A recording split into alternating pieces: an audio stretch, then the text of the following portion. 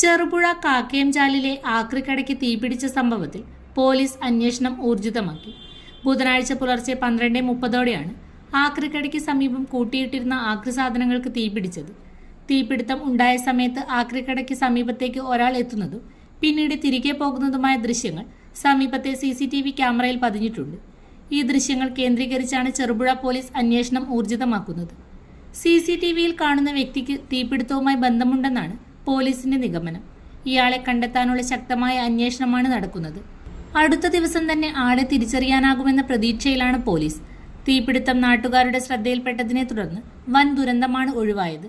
തീ സമീപത്തെ വർക്ക്ഷോപ്പിന്റെ പരിസരം വരെ പടർന്നുവെങ്കിലും നാട്ടുകാരുടെയും അഗ്നിശമന സേനയുടെയും സമയോചിതമായ ഇടപെടലിലൂടെ തീ നിയന്ത്രണ വിധേയമാക്കിയിരുന്നു. ഇതുവഴി വലിയ നഷ്ടം ഒഴിവാക്കാൻ കഴിഞ്ഞതായി അധികൃതർ പറഞ്ഞു.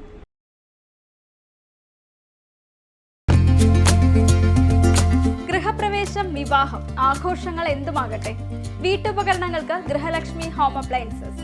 Prestige, Butterfly, Impex, Pigeon, Bajaj, Sujata, Preethi തുടങ്ങി മികച്ച ഗൃഹോപകരണ കമ്പനികളുടെ ഉൽപ്പന്നങ്ങൾ കൂടാതെ aluminium, steel, plastic, gift item തുടങ്ങി ഇനി എല്ലാം ഒരു കുടക്കീഴിൽ. കുറഞ്ഞ വിലയിൽ ഗുണമേന്മയുള്ള ഹോം അപ്ലയൻസസ് ഇനി നിങ്ങൾക്ക് സ്വന്തമാക്കാം.